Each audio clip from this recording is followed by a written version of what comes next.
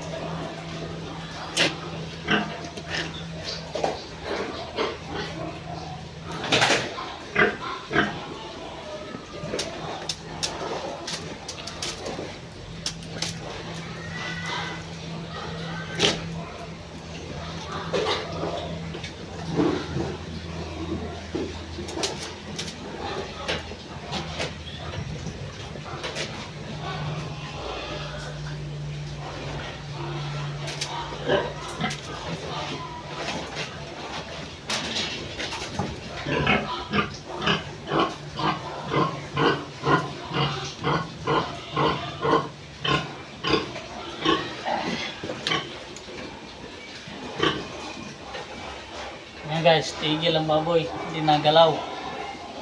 Ramdam niya yun sa loob.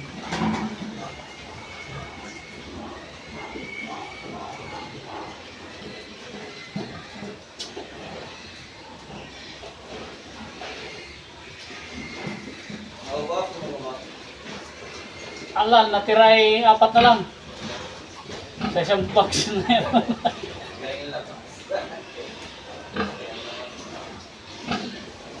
Natiray Analgin na lang, tsaka ang FTD kinuha lang ni Alvarez. Pumunta pa kami kay Alvarez. Tinawagan ko eh. Hindi, text nga lang. Ay nag-reply agad. Sabi ko eh, baka gustong gamot. Ay kulang pa nga eh. May order pa ulit. Ha? 900? Isang bote. Sa tindahan yun ay ano yun, mahigit 1,000 yun. Sa mga sinusuplayan no. Kay kapitbahay ko. Ang kagandahan nung kung kailan sila may order, yun din ang paggawa. Kaya fresh kumbaga sa ano, galing mismo sa paggawaan. Kaya 3 years yun. Ubus ang dala ko eh, kadami noon.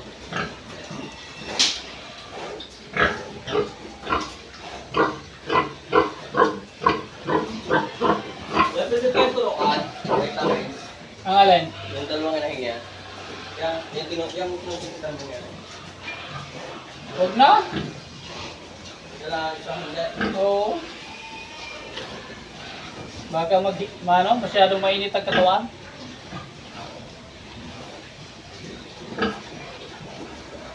Tilig na tilig eh.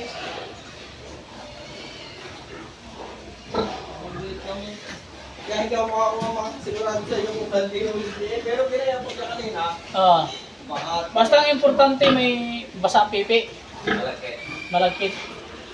Tapos tinunan mo yung tilig. Nang minasage ko kanina, nilabasan eh. Daming lumabas oh. I-massage mo lang, yun yung ginagawa ko. Para Oh, pressure back test. Dinan mo lang sa likod, tapos dagurin mo. Ayun, mararamdaman niya yun, lalabasan yun. Dami lumabas kanina, sabi ko, naku sayang, kung may dalawang similya, sana na ano ko na. Oo.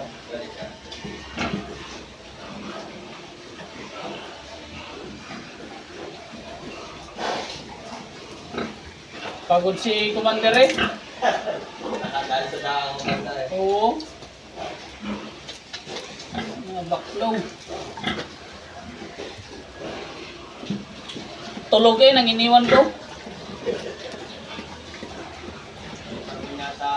Eh, galing kami din eh sa looban. Pagkatapos ay diretso kami kay Alvarez. Ay dini ko inilusot sa may mahirap ang daan. O, yung itinuro mo sa aking daanan. Ay, maputik pala doon. Ay, muntik tumalo sa motor at maglalakad na daw siya. Sabi ko, huwag kang gagalaw siya, matutumba tayo eh. Ay, malalim. Ay, napasuko na ko doon. Ay, hindi na, sabi niya, tayo pwedeng bumalik at nandito na tayo sa gitna. Sabi ko, dir-diretso. Wala. Tuwan-tuwa sa aming, gala kanina. Pangit na daw sa 200 eh. Pangit. Nang pabalik na ako, itinuro niya yung daan. Dito na akong labas kay, kay Pat ba yun sa tindahan? Doon. Oo. Magandang daan. Pero pag yung may ulan, Ay, hindi daw din pwedeng daanan doon. pwede pang may ulan. Pag may ulan. Tik na ang baklo.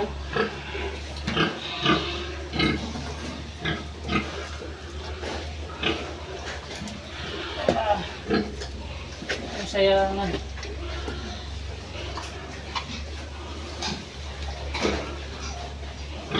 Ilan gang anak nito nung nakaraan? Yan. Yan. Pwede na ito lang yung akin doon, yung ingil pa ko doon. Yung EPP? Mga 45 days na. Oo. Pero kami kung ka, Ay, wag muna. Kaya mga 5 days. mga 5 days Hmm. bago Bago bakunahan. Kasi dun sa purga, stress pa yun. Nag-a-adjust yung tiyan nun eh. Kasi mano yan sa tiyan yung pamurga. Bubulabog yun eh. may kailangan Kahit mga after 5 days. Saka babakunahan.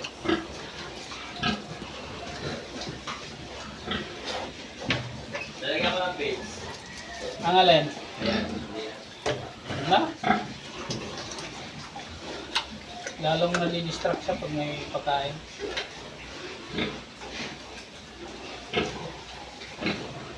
Mahina ang pangapit niya na papakuwalan niya yung iba.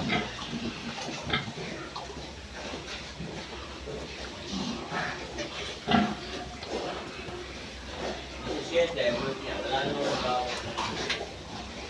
dalawang yan. Yung isa buntis na rin eh, yung nandun sa gilid. Wala. Lagi yan dyan eh.